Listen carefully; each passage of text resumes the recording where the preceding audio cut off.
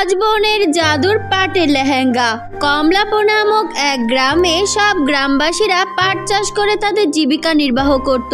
ওই গ্রামে কামাল নামক এক কৃষক বসবাস করত। সে অনেক পরিশ্রমী ছিল। তার 5 কন্যাকে নিয়ে সে কোনো মতে পাট চাষ করে তার দিন পার করত। 5 কন্যার জন্য কামালের অনেক চিন্তা হতো। সে তার কন্যাদের জন্য অনেক পরিশ্রম করত আর এভাবেই তাদেরকে ভালো রাখার চেষ্টা করত। এমনই একদিন কামাল যখন কাজ শেষ করে বাড়িতে আসে, তখন তার 5 কন্যাদের মধ্য থেকে বড় কন্যা মিনা তাকে বলে, বাবা, আজকে আমাদের ছোট বোন খুব পড়ালেখার জন্য কান্না করছিল। আমরা 4 বোন তো লেখাপড়া করতে পারলাম না, কিন্তু ওর খুব ইচ্ছা ও পড়াশোনা করে অনেক বড় হবে। কিন্তু মা, আমি সামান্য পাট চাষ করে কিভাবে তোর ছোট্ট বোন মিলিকে লেখাপড়া করাবো? লেখাপড়া করাতে তো অনেক খরচ হয়। সে তো জমিদারের কন্যারা ছাড়া পড়তে পারে না। স্বাভাবিক সংসারে এটা তো বিলাসিতা মাত্র। তুই তোর বোনকে একটু বুঝিয়ে বলিস, তোর কথা তো সবাই শোনে। আচ্ছা বাবা, তুমি চিন্তা করো না, আমি মিলিকে বুঝিয়ে বলবো। ছোট মানুষ বায়না ধরেছে, বায়না করলে যে গরিবের সংসারে সব বায়নাগুলো পূরণ হয় না, এটাও কি ভালোভাবে বোঝাতে হবে। আচ্ছা বাবা, তোমার কি পানির তেষ্টা পেয়েছে? আমি তোমায় একটু পানি এনে দেই। আরে মা, আমার খুব কষ্ট হয়ে গেছে, একটু পানি দে। পানি খেয়ে তেষ্টা মেটাই। আসলে আজকে বাজারও শেষ, তাই না? একটু পরে আমি বাজারে যাব, তারপর বাজার আনলে তুই রান্না বসাস, কেমন? ঠিক আছে বাবা, আমি এখনই তোমার জন্য পানি আনছি।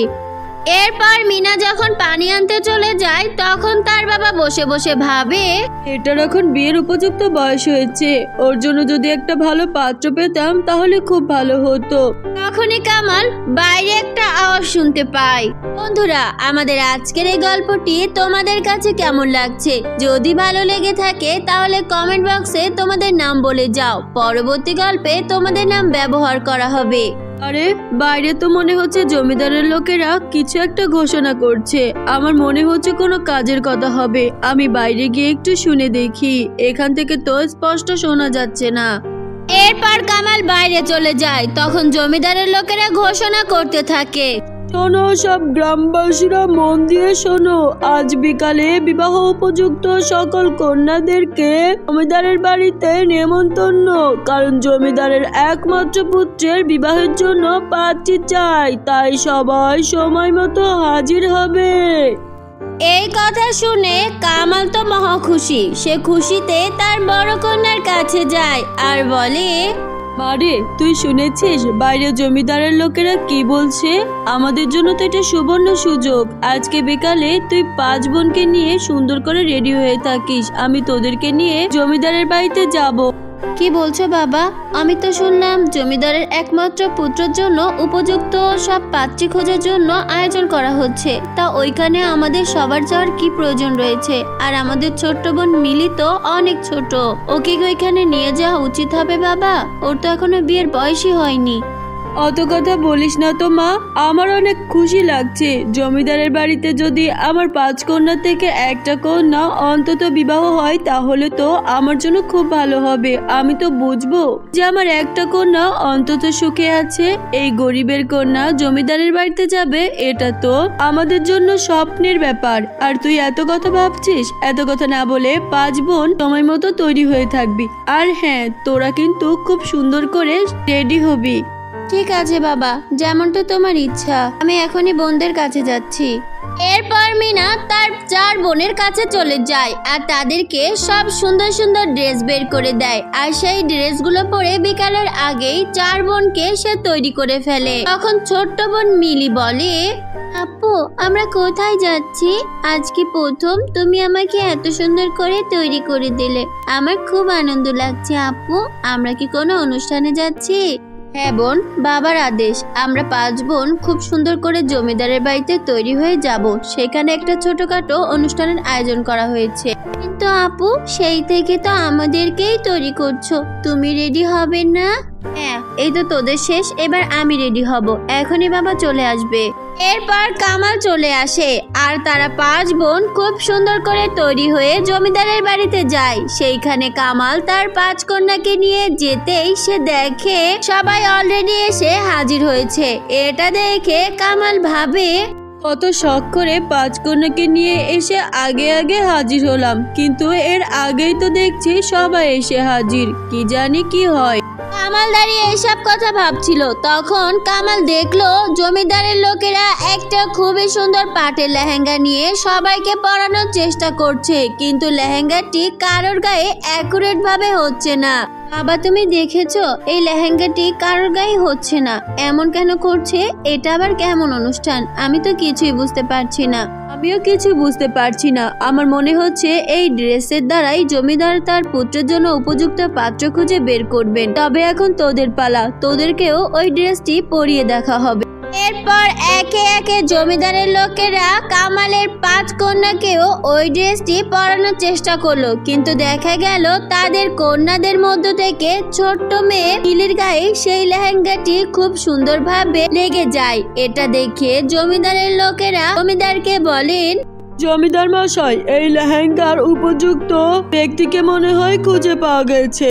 এই লেহেঙ্গাটি এই ছোট মেয়ের গায়ে ছাড়া কারোর গায়ে সঠিকভাবে লাগছে না। এখন কি করি? তার মানে আমি আমার ছেলের জন্য উপযুক্ত পাত্র পেয়ে গেছি। এই কন্যার সহিত আমার ছেলের বিবাহ করানো হবে। আপনারা সবাই আসতে পারেন। বলছেন জমিদার মশাই, আমার এইটুকু মেয়ের আমি বিবাহ দিতে চাই না। চিন্তা করো না, তোমার কথাও আমি রাখবো। আমি একটা স্বপ্নে দেখেছিলাম, আর সেই স্বপ্ন মতো আমি কাজ করছি। আমার ছেলের বিবাহ করানোর জন্য আমি পাত্রী খুঁজছিলাম। ঠিক ওই সময় ঘুমানোর পর আমি একটা স্বপ্ন দেখি। স্বপ্নে এক পরী এসে আমাকে আদেশ করে যায়, আর সেই আদেশ শোনার পরপরই আমার ঘুম ভেঙে যায়, আর দেখি বিছানায় এই সুন্দর লেহেঙ্গাটি রাখা। তাই তো এই লেহেঙ্গার মাপে আমি উপযুক্ত পাত্র খুঁজছিলাম, আর আজকে সেই পাত্রী আমি পেয়ে গেছি।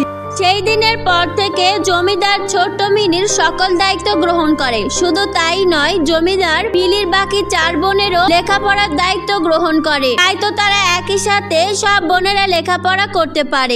এরপর থেকে মিলি জমিদারের বাড়িতে সুখে স্বাচ্ছন্দ্যে হাসি আনন্দে তার বাকিটা জীবন কাটাতে থাকে। ছোট্ট বন্ধুরা, আমাদের আজকের এই গল্পটি তোমাদের কাছে কেমন লেগেছে? যদি ভালো লেগে থাকে তাহলে এখন একটা লাইক দিয়ে আমাদের চ্যানেলটিকে সাবস্ক্রাইব করে দাও। ধন্যবাদ। কোনো এক গ্রামে সুমি নামক একটা মেয়ে তার মা বাবার সাথে বসবাস করত। সুমির মা বাবা হঠাৎ একটা দুর্ঘটনার কবলে পড়ে দুজন একসাথেই মারা যায়। তাই তো সুমি অনেক একা হয়ে পড়ে। বাবা, তোমরা দুজনই আমাকে ছেড়ে এভাবে চলে গেলে এখন আমি কোথায় যাই, কি করি? তারপর সুমি তার মা বাবার জন্য খুবই কান্না করতে থাকে। এভাবে 2 দিন কেটে যায়। 2 দিন সুমি না খেয়ে কাটিয়ে দেয়। অতঃপর সুমি বসে বসে ভাবে, না না, আমাকে এইভাবে ভেঙে পড়লে চলবে না, আমাকে কিছু একটা করতেই হবে।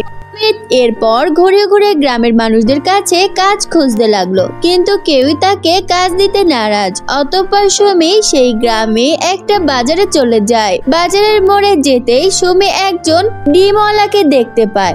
ডিমওয়ালা রমেশ ছিল খুবই লোভী। সুমি সেই ডিমওয়ালার কাছে গিয়ে তাকে বলে, কাকু, আপনার এই ডিমের খামারে আমাকে একটু কাজ দিন না।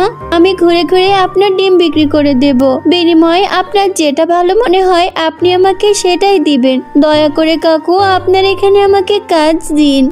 আরে মেয়ে, এসব তুমি কি বলছো? তুমি কি পারবে আমার এই ডিমগুলো ঘুরে ঘুরে বিক্রি করতে? তার থেকে ভালো তুমি আমার খামারে চলো, সেখানে আমার অনেক মুরগি আছে। তুমি সেই মুরগিগুলোকে দেখাশোনা করবে, পাশাপাশি ওদের খাবারও দিবে। সুমি সেই ডিমওয়ালার কথা শুনে খুবই খুশি হয়। এরপর ডিমওয়ালা রমেশ তাকে নিয়ে তার খামারে যায়। সুমি সেই খামারের মুরগিগুলোকে অনেক ভালোবাসতে শুরু করে। সে দিনরাত ওই মুরগির দেখাশোনা করত, আর এভাবেই তার দিন বেশ ভালোভাবে কাটতে থাকে। হঠাৎ একদিন একটা মুরগি খুব অসুস্থ হয়ে পড়ে। এটা দেখে রমেশ তাকে বলে, তুমি মা, এই মুরগিটা অনেক অসুস্থ হয়ে গেছে। তুমি এক কাজ করো, এই মুরগিটাকে নিয়ে জঙ্গলে ছেড়ে দাও, না হলে ওই মুরগির অসুখ সব মুরগিদের উপর ছড়িয়ে পড়বে, আর আমার অন্য মুরগিগুলো মারা যাবে। কাকু, এ আপনি কি বলছেন? যদি আমি এই মুরগিটিকে জঙ্গলে ছেড়ে দেই তবে জঙ্গলের পশু পাখিরা তো ওকে ছিঁড়ে খাবে। কিন্তু এছাড়া আর কিছু করার নেই মা, কারণ এই মুরগিটিকে আলাদা করতেই হবে, নইলে আমার অন্য মুরগি মারা যাবে। আমি একটা মুরগির জন্য আমার এতগুলো মুরগিকে হারাতে চাই না। কাকু এই মুরগিটিকে আপনি আমাকে দিয়ে দিন, আমি ওর সেবা যত্ন করব। এই অসুস্থ মুরগিটিকে নিয়ে তুই কি করবি? দিন না কাকু, আপনি তো ওকে ফেলেই দিবেন, দয়া করে ওকে আমায় দিন। আচ্ছা ঠিক আছে, তুই এই মুরগিটিকে নিয়ে যা। তুমি খুশি মনে সেই অসুস্থ মুরগিটিকে নিয়ে তার বাড়িতে চলে আসে। মুরগিটির গায়ে কত ক্ষত লেগে আছে, ওর ক্ষত স্থানে আমি বরং একটু হলুদ লাগিয়ে দেই। মাকে দেখতাম অসুস্থ হাঁস মুরগির সেবা এভাবেই করতো। মা বলতো হলুদ গুঁড়া লাগিয়ে দিলে নাকি ওদের ক্ষতগুলো খুব দ্রুতই সারে। তারপর সুমি সেই মুরগির ক্ষত স্থানে অনেকখানি হলুদ গুঁড়া লাগিয়ে দিল। এভাবে সুমি সেই অসুস্থ মুরগির অনেক সেবা যত্ন করতে লাগলো, কিন্তু এতেও মুরগিটি সুস্থ হচ্ছিল না। তারপর সুমি ভাবলো সেই মুরগিটিকে সে চিকিৎসা করাবে, তাই তো সে তার মালিক রমেশের কাছে যায় আর তাকে বলে, কাকু আমায় কিছু টাকা ধার দিন না, আমার খুব প্রয়োজন। এই সুযোগকে ওর মা বাবা রেখে যাওয়া জমি সহ বাড়ি আমি নিজের নামে লিখে নেব। বোকা মেয়ে কিছু বুঝতেও পারবে না। হা হা হা। কি হলো কাকু, আপনি কি ভাবছেন? আমাকে দ্রুত কিছু টাকা দিন। আমি তোকে টাকা অবশ্যই দিব, কিন্তু বিনিময়ে তোর বাবা মা রেখে যাওয়া জমির দলিলটা আমার হাতে দিতে হবে, তবেই তুই টাকা পাবি। সুমি ছিল খুবই সরল সোজা মেয়ে, তাই তো সে খুশি মনে রমেশকে তার মা বাবা রেখে যাওয়া দলিলটা দিয়ে দেয়। রমেশও খুশি মনে সামান্য কিছু টাকার বিনিময়ে তার মা বাবা রেখে যাওয়া জমিটি সে নিজের নামে লিখে নেয়। এরপর সুমি সেই টাকাগুলো নিয়ে ওই মুরগিটির খুব ভালো চিকিৎসা করায়। কয়েকদিন পর রমেশ তার বাড়িতে আসে আর বলে, মা এবার তো তোমাকে আমার বাড়িটা খালি করতে হবে। অনেকদিন থেকেছো আমার বাড়িতে তুমি, এখন আর সেটা হচ্ছে না, দ্রুত তুমি বাড়ি খালি করো। আমি তো রমেশের এ কথা শুনে ভীষণ অবাক হয়ে যায়। সে অবাক হয়ে বলে, কাকু এটা তো আমার বাড়ি, আপনি এসব কি বলছেন? আমার মা বাবা রেখে যাওয়া এই বাড়িটাকে আপনি নিজের বাড়ি কেন বলছেন? আপনার মনে হয় কোথাও ভুল হচ্ছে। আমার কোথাও ভুল হচ্ছে না। ওই দিন যে টাকাটা তুই আমার কাছ থেকে ধার নিয়েছিলি, ওর বিনিময়ে আমি তোর থেকে আমার নামে এ বাড়িটা করিয়ে নিয়েছি। এখন দ্রুত এখান থেকে বের হ। কাকু আপনি আমার সাথে এটা করতে পারলেন? আমি আপনাকে অনেক ভরসা করেছিলাম।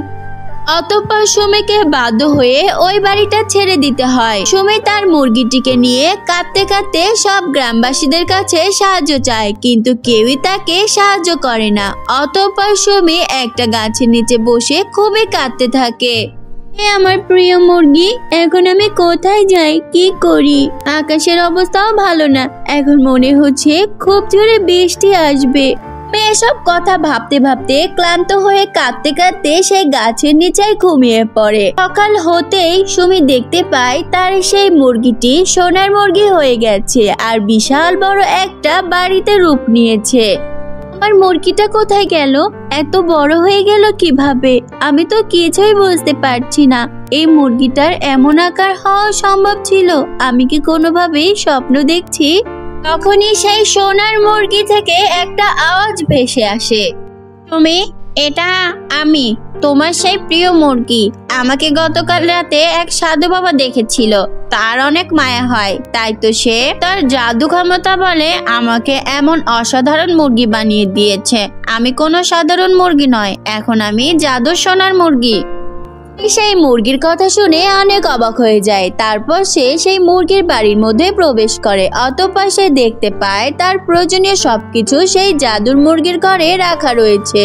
এরপর সুমি খুশি মনে সেই জাদুর মুরগির ঘরের মধ্যে থাকতে শুরু করে। হঠাৎ একদিন সুমি যখন বাইরে ছিল, তখন সে দেখলো গ্রামবাসীদের মধ্যে এক অসহায় বুড়ি খুবই কান্না করছে। সুমি সেই বুড়িমাকে কিছু টাকা দিয়ে সাহায্য করলো। এভাবে সেই সকল গ্রামবাসীদের সাহায্য করতে লাগলো। এই ঘটনা একে একে রমেশ জানতে পেরে যায়। তারপর সে সেই মুরগির ঘরের মধ্যে প্রবেশ করে আর সুমিকে বলে, এখন এই ঘর থেকে বেরিয়ে যা। এই মুরগির ঘরও আজকের পর থেকে আমি দখল করলাম।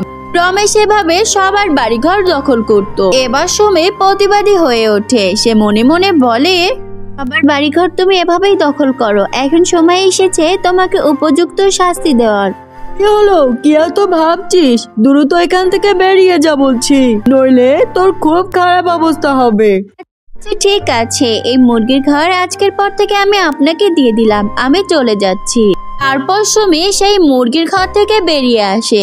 অতঃপর সে মুরগিটিকে বলে, এ আমার জাদু সোনার মুরগি, আমি চাই তুমি এখন নাচতে শুরু করো, তুমি লাফাতে শুরু করো, নিজের মতো ডানা ঝাপটাতে শুরু করো, আমার মালিক, যেমনটা তোমার ইচ্ছা।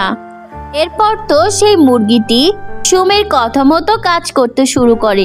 এদিকে রমেশ সেই মুরগির ঘরের মধ্যে কান্না করতে শুরু করে। কি এসব আমার সাথে কি হচ্ছে? আমাকে তো এই মুরগি মেরেই ফেলবে। আমি তো এই ঘরের ভিতর থাকতে পারছি না। বাঁচাও, কেউ আমাকে বাঁচাও, মরে গেলাম গো। রমেশের চিৎকার শুনে সেখানে সব গ্রামবাসীরা এসে জড়ো হয়, আর তার এই অবস্থা দেখে সবাই বাহবা দিতে থাকে। তুমি মা আমার, আমাকে এই ঘর থেকে বের কর। আমি আমার ভুল বুঝতে পেরেছি। আমি আর কখনোই কারোর ঘর অন্যায়ভাবে এভাবে দখল করব না। ভাবেই রমেশ নিজের ভুল বুঝতে পারে, আর সেই ঘর থেকে বেরিয়ে এসে সে প্রতিজ্ঞায় আবদ্ধ হয় আর কখনোই কোনো অসহায় মানুষদের জমি বাড়ি দখল করবে না। গ্রামবাসীরাও সুমির কাছে ক্ষমা চেয়ে নেয়, কারণ এক সময় এই সুমিকেই তারা সাহায্য করেনি। এরপর থেকে সুমি তার সেই জাদুর মুরগির ঘরের মধ্যে সুখে শান্তিতে তার বাকিটা জীবন কাটাতে থাকে। ছোট্ট বন্ধুরা, আমাদের আজকের গল্পটি তোমাদের কাছে কেমন লাগলো? যদি ভালো লেগে থাকে তবে লাইক, কমেন্ট, শেয়ার করতে ভুলো না কিন্তু। এমন মজার মজার গল্প পেতে এখনই একটা লাইক দিয়ে আমাদের চ্যানেলটিকে সাবস্ক্রাইব করে দাও। দেখা হচ্ছে পরের কোনো নতুন ভিডিও নিয়ে। ধন্যবাদ। অনেকদিন আগে রূপসী নামের একটা মেয়ে ওর মামা মামি আর এক মামাতো বোনের সঙ্গে বাস করত। রূপসীর বাবা মা একটা রোড অ্যাক্সিডেন্টে মারা যায়। এরপর রূপসীর মামা ওকে সাথে করে তার বাড়িতে এনে রাখে। রূপসীর মামি অনেক রাগী একজন মহিলা ছিল। রূপসীর মামি সব সময় রূপসীকে বকাঝকা করত, ঠিক মতো খাবারও দিত না, এমনকি ঘরের সব কাজ করাতো। রূপসীর মামাতো বোনের নাম ছিল রিয়া। রিয়া অনেক অহংকারী মেয়ে ছিল। রিয়াও রূপসীর সঙ্গে খারাপ আচরণ করত। রূপসীর বাবা মা যখন বেঁচে ছিল তারা অনেক ধনী ছিল। রূপসীর বাবা একটা বড় অফিসে চাকরি করত। বাবার মৃত্যুর সাথে সাথে রূপসী একদম একা হয়ে যায়। রূপসী খুব ভালো একটা স্কুল থেকে এসএসসি কমপ্লিট করে, এখনো কলেজে ভর্তি হবে। তাইও ওর মামার কাছে গিয়ে বলে, মামা তুমি তো জানো যে আমি গোল্ডেন এ প্লাস পেয়েছি। আমি এখন একটা ভালো কলেজে ভর্তি হতে চাই। আমার ফ্যাশন ডিজাইনার হওয়ার ইচ্ছা, তাই ভালো কলেজে ভর্তি হলে আমি ভালো কোনো ডিজাইনিং কম্পিটিশনেও যেতে পারবো। মামা আমাকে ভালো একটা কলেজে ভর্তি করে দাও না। তোমাদের এই শহরে ভালো কলেজ আছে তো? শুনেছি রিয়া যেই কলেজে পড়ে সেই কলেজটা নাকি অনেক ভালো। আমাকে তাহলে সেখানেই ভর্তি করে দাও। আচ্ছা ঠিক আছে ভাগ্নি, আমি ব্যাপারটা দেখছি। তুমি মন দিয়ে পড়ালেখা করো, কেমন? তখনই রূপসীর মামি সেখানে চলে আসে। বাবা বাবা, কি চালাক মেয়ে, কত শখ দেখো, এই বাড়িতে থাকবে, এই বাড়িতে খাবে, আবার আমার মেয়ের সঙ্গে হিংসে করবে। আমার মেয়ের সঙ্গে একই কলেজে পড়তে হবে কেন রে? আমার মেয়ের মতো অত দামি কলেজে তোকে আমরা পড়াবো? এই যে থাকা খাওয়ার খরচ, এগুলো কি তোর মরা বাপ মাই রেখে গেছে? আমার স্বামীকেই তো দিতে হচ্ছে। আমাদের ঘরে এসে জুটেছিস, এখন আবার ভালো কলেজে। এতই যদি পড়ালেখা করার ইচ্ছে হয়, আমাদের এখানে সরকারি কলেজ আছে, সেখানে গিয়ে ভর্তি হ। তোর জন্য কারি টাকা আমরা খরচ করতে পারবো না। আর শোনো, তোমাকেও বলে দিলাম, ভাগ্নিকে এনে বাড়িতে তুলেছো ভালো কথা, একটা টাকাও যদি ওর পেছনে খরচ করো না, আমি কিন্তু আমার মেয়েকে নিয়ে বাপের বাড়ি চলে যাব। তারপর তুমি থেকো তোমার ওই মরা বোনের মেয়েকে নিয়ে। এই বলে রূপসীর মামি সেখান থেকে রেগে চলে যায়। রূপসীর মামার বলার মতো কোনো ভাষাই ছিল না। তখন রূপসী বলে, মামা তুমি শুধু শুধু চিন্তা করছো। ভালো কলেজ মানে কি দামি কলেজ হতে হবে? সরকারি কলেজেও ভালো পড়াশোনা হয়। আমি দেখবে সরকারি কলেজ থেকেও ভালো লেখাপড়া করে ভালো রেজাল্ট করব। এই না হলে আমার ভাগ্নি, আমার বিশ্বাস আছে তুই যেই কলেজেই পড়িস না কেন তুই ভালো করবি। তুই অনেক মেধাবী একটা মেয়ে। মামা রূপসীকে অনেক আদর করত।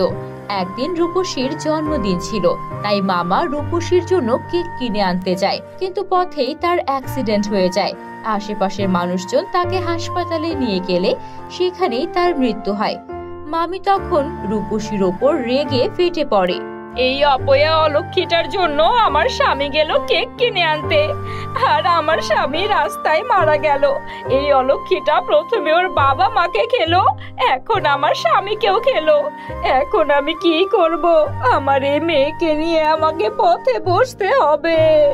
এই মেয়েটা আমার সংসারটা শেষ করে দিল। এই অলক্ষী, তুই আমার বাড়িতে কেন এসেছিলি?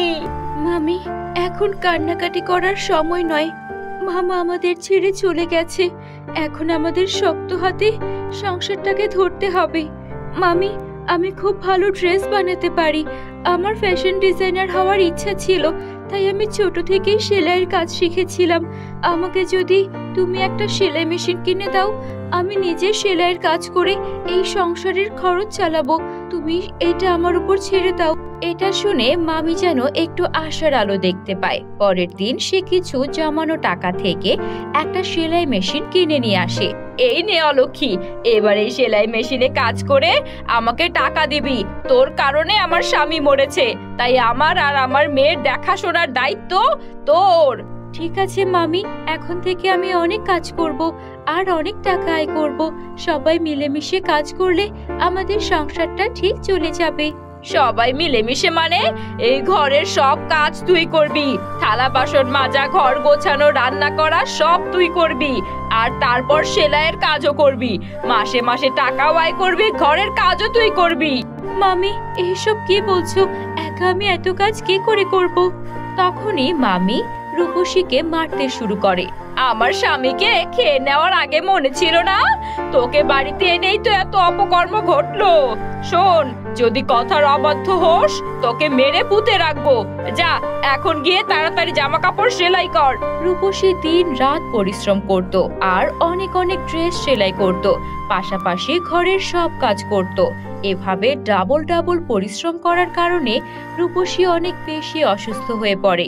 মামি, আজকে আমার মাথাটা কেমন ঘুরছে। আমার মনে হচ্ছে ওষুধ না খেলে আমি আর সেলাই মেশিনে বসতেই পারবো না।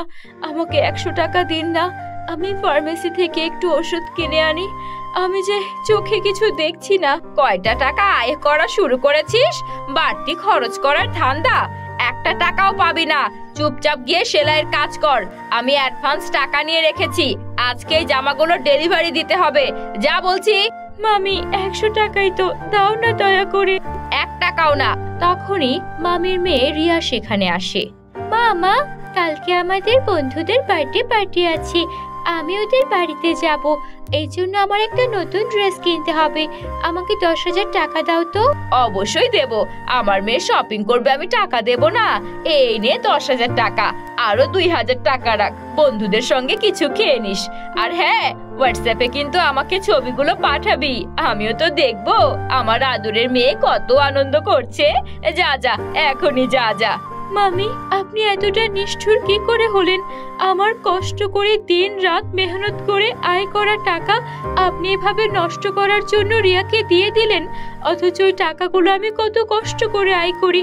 আপনি ওকে 12,000 টাকা শুধুমাত্র ওর বন্ধুর বার্থডে পার্টির জন্য দিতে পারলেন, আর আমাকে ওষুধ খাওয়ার জন্য 100 টাকা দিতে পারলেন না। ছি মামি! কি এত বড় সাহস, আমার মুখে মুখে তর্ক করছিস? আজকে তোর একদিন কি আমার একদিন।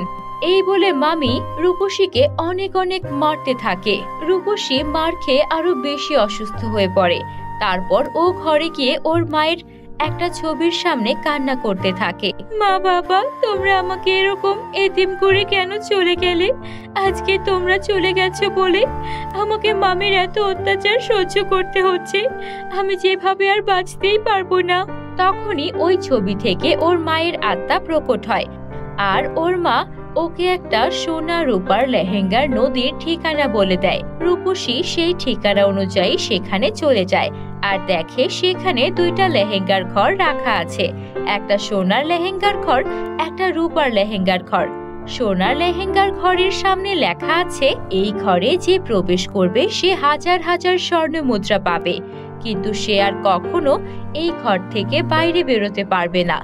রূপার লেহেঙ্গার ঘরের সামনে লেখা আছে, এই ঘরের মধ্যে যে প্রবেশ করবে সে একদম সুস্থ হয়ে যাবে, তার সাথে তাকে কিছু অসহায় অসুস্থ মানুষকেও সেবা করতে হবে।